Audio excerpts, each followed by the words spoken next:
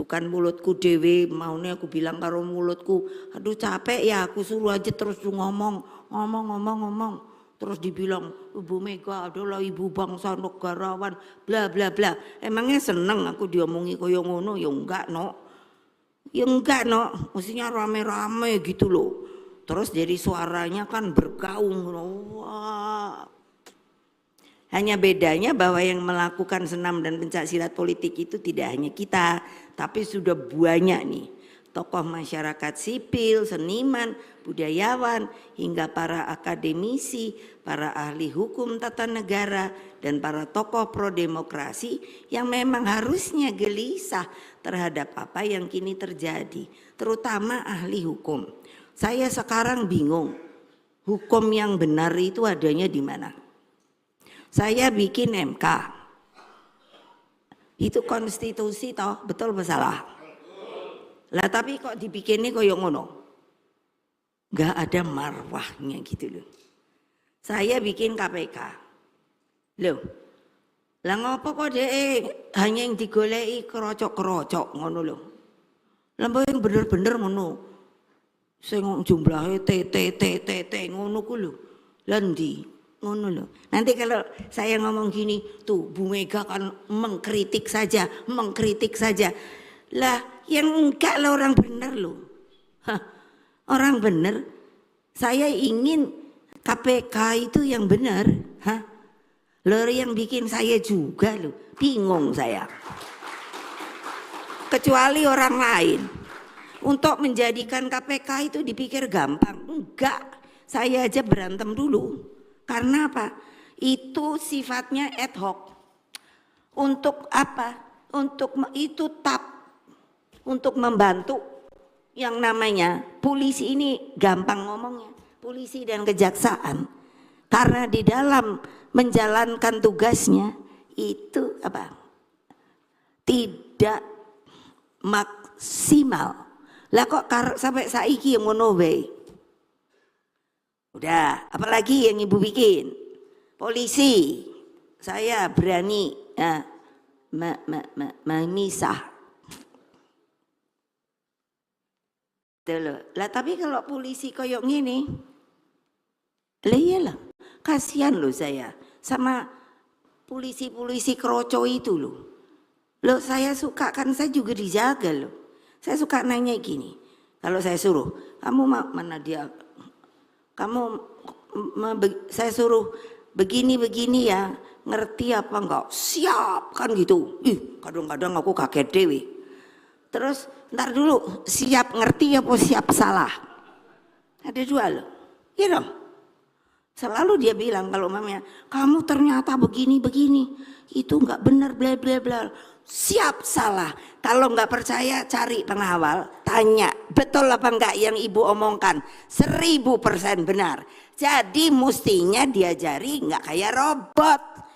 Mikir dengan nurani bahwa ini tidak benar. Mana yang benar harus menurut secara hukum formal Indonesia yang dibuat bukan hanya orang per orang tetapi oleh tata negara Republik Indonesia melalui konstitusi dan perundang-undangan yang ada. Betul apa tidak? Lah iya, kalau ibu ngomong dibetulin, kamu nggak berani. Kasihan tahu yang terocok. Nah, coba saya sampai hari ini kalau lihat polisi ingatnya sopo? Kasus Sambo. Kenapa? Nangis saya, ngelihat ibunya yang anak digituin, opa, apa sih si Yosua itu pangkatnya opo? Ayo, saya Panglima tertinggi pernah, Presiden Republik Indonesia kelima pernah, gitu. Lah kok aku mikir, lah ngapa pakai ditembak-tembak? Ya udah aja dianya diampuni, pasti dia akan disuruh. Dan saya kebetulan ini anaknya Mas Nanan, salah satunya tuh lulusan forensik. Jadi saya tanya sama dia, yang itu tuh kalau kayak gitu menurut kamu bener nggak sih? peradilan apa ini ya enggak, orang enggak dibunyikan ada forensiknya.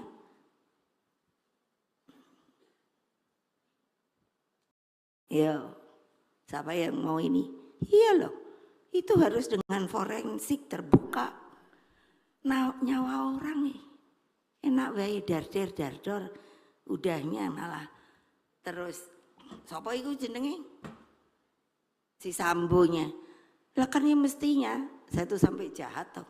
Benernya hukuman yang baik itu apa sih? Kalau hukuman mati harus dibalas apa ya? Sampai saya tuh mikir loh di sini saya. Karena apa? Loh, kalau yang matinya jenderal, wah orang semurung sejagat pasti ribut. Tapi itu kerocok. Ibunya sampai mau pingsan-pingsan. Saya seorang ibu loh, nangis saya. Saya bilang ini polisi apa iki? Malu saya udah belah-belah. Pak polisi dengerin saya ya. Ya saya, lo iya loh. Susah payah apa dipikirnya gampang waktu mesti misahin. Itu karena tap MPR. Kalau enggak mau aku. Tapi setelah dibuat begini, kenapa kamu dipergunakan bukan oleh Republik ini? Tapi dipergunakan oleh orang per orang. Jawab saya kalau berani. Ya, lah ini rumah saya kok, saya mau marah boleh aja. Kenapa? Mau, orang buktinya nyata gitu, tapi nggak ada yang pernah berani ngomong. Ini saya kirim, sopo we, Jarot, sopo nih, Kumar, suruh ketemu. Untuk apa? Mari kita benarkan status kedudukan kita ini. Apa? Loh saya tuh hanya ingin tahu. Ini memang dimainkan kan bahwa PDI Perjuangan ini, oh, jangan deh bohongi saya, TSM tuh berjalan. Tapi kan semuanya mau menutupi. Nah sekarang saya buka aja gitu loh. Kenapa? Nanti dibilang saya fitnah Anda. Mau saya suruh panggil orang-orangnya gitu loh. Yang gak jadi itu karena apa?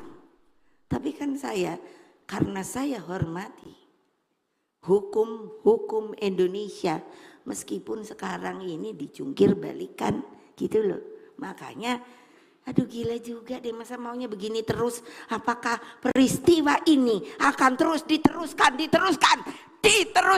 untuk masa depan generasi yang akan datang? Kalau saya masih hidup, saya akan lawan. Nggak benar. 3 kali biarin PDI ya. Tidak benar. Loh kita ini, saya kan nanyanya, saya warga negara apa bukan? Saya jawab sendiri ya warga negara. No, masa kalau bukan saya pernah jadi wapres, saya pernah jadi Presiden Republik Indonesia. Nah itu pikiran jernih, nih.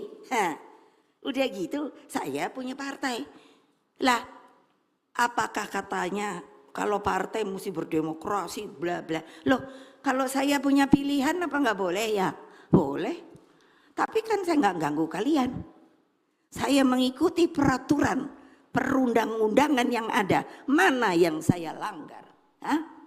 Saya partai daftar ke KPU. Lah mentang-mentang oh kamu ini PDI ya ngono wis ora usah. Ya enggak lah. Kalau gitu nyatakan dulu dong. Jangan digombang. Saya bilang tadi ngambang. Seperti bapak saya itu. Kami keluarganya minta secari kertas status. Bapak saya ini apa? Enggak ada yang kasih. Enggak ada yang berani. Saya bilang gomblong nih negara Republik Indonesia. Beraninya di belakang doang. Saya bolak-balik loh. Kali orang seknek itu kali yang tua-tua masih ingat ya ini perempuan yang bolak-balik datang. Lu ya boleh dong. Tanya kalau ngambil loh, gaji aja nggak ada yang mau jawab. Ternyata sekarang ini dengan tadi saya baca terima kasih sama Presiden. Saya nanya ke Menteri Keuangan. Bener loh. Jadi Bung Karno itu dia dimulai di itu Pak, ini Ahok supaya tahu lebih sengsara bapak saya daripada situ. Iya loh, kenapa? Ternyata benar, itu benar loh Pak. Apakah situ jadi one team press. Bayangkan Mbak Sri Mulyani loh, itu Menteri Keuangan. Saya nanya baik-baik, benernya Bung Karno tuh udah pernah ada sih nggak Mbak? Coba dong saya ingin tahu yang namanya gajinya, pensiunnya. Saya punya 2 pengacara. Terus Mbak Sri, Mbak, lu tuh kok tenan apa? Emang urung dikai? Lah ya aku dewe ya bingung no. Saya kalau sama Bu Ani itu bahasa Jawa, ya bingung no. Saya pikir ada diambil orang apa-apa. Ternyata enggak.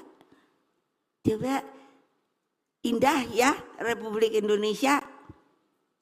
Kamu bayangin kalau bapakmu, ibumu digituin, kayak apa tahu nggak? Untung aja kita nih kuat gitu.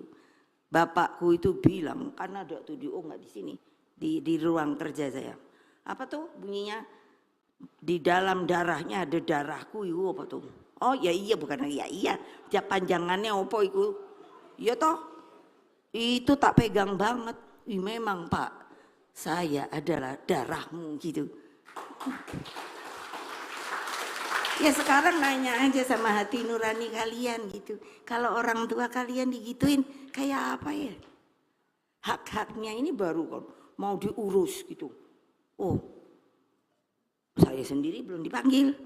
Mau diurus iki apa ini? Republik Indonesia yang tercinta. Nah, jadi dengan ketika hanya demi ambisi kekuasaan, pilar negara hukum, demokrasi dan sistem meritokrasi begitu mudah dikerdilkan tanpa melihat besarnya kerusakan yang terjadi. Ini yang paling saya takutkan. Sebagai bukan sombong, saya pernah menjadi presiden kelima dan saya ditugasi oleh negara untuk apa? Menyelesaikan BLBI, kredit macet 300 ribuan, tapi selesai. Karena apa? Waktu 97 mulai krisis dunia. Saya jadi presiden kan 2000. Selesai semua. Pertanyaan saya, kalau di sekarang ada kerusakan, saya nggak mau menerangkan. Silahkan mikir sendiri, orang yang pinter-pinter. So, apa pertanggung jawabannya pada rakyat? Itu saja. Nah, berapa lamakah kerusakan itu bisa diperbaiki kembali? Kemarin beberapa hari semingguan lah saya pergi sama anak cucu liburan. Lalu waktu 2 hari sebelum pulang ada teman mengatakan, Mbak hati-hati loh. Singkon hati-hati saya atau sopo, enggak Indonesia. Karena boleh aja baca, terbuka kok. Thailand ini sekarang sedang mengalami penurunan loh. Itu kan saudara kita. Makanya hati-hati loh. Ini saya hanya beri warning loh. Udah begitu yang nanti kalau yang jadi itu Trump. Bayangan yang tadi pagi saya baca kan ini urusan apa? Aduh, si Musk itu siapa nama depannya? Elon Musk. Wah, itu kan lagi pokoknya bikin goyang. Terus saya tuh mikir, terus piye ta ya wong sing katane ngerti komunikasi, ngerti apa tuh mbok bersuara gitu loh. Akan apa terjadinya, akan begini, akan begitu. Loh, bukan buat siapa-siapa. Ini buat apa? Untuk supaya kita punya antisipasi. Kalau saya ditanya, loh saya nggak jadi opo-opo kok. Nah, Berapa lamakah kerusakan itu bisa diperbaiki kembali? Terlebih ketika kerusakan itu diawali dari sirnanya etika, moral, dan hati nurani. Ini tadi yang saya bilang menggelisahkan saya. Sebab ini berkaitan dengan masa depan rakyat, bangsa, dan negara. Lalu kemana kita akan melangkah ketika keputusan politik yang begitu penting tidak lagi bisa membedakan tentang mana yang baik dan tidak baik, tentang mana yang benar dan tidak benar. Terlebih ketika suara hati nurani juga ditinggalkan. Dengan berbagai persoalan fundamental di atas, mari semua ikut diperkuat oleh suara masyarakat sipil. Suara inilah yang harus kita dengarkan, sebab kita adalah penyambung lidah rakyat Indonesia. Hadirin sekalian, kemerdekaan Indonesia diperoleh melalui perjuangan, bukan dibeli, bukan diberikan, apalagi dengan meminta-minta. Kesemuanya melalui pengorbanan jiwa raga para pahlawan bangsa. Saya saking kepengen tahunya perjuangan melalui 3,5 abad, saya bertemu dengan para sejarawan.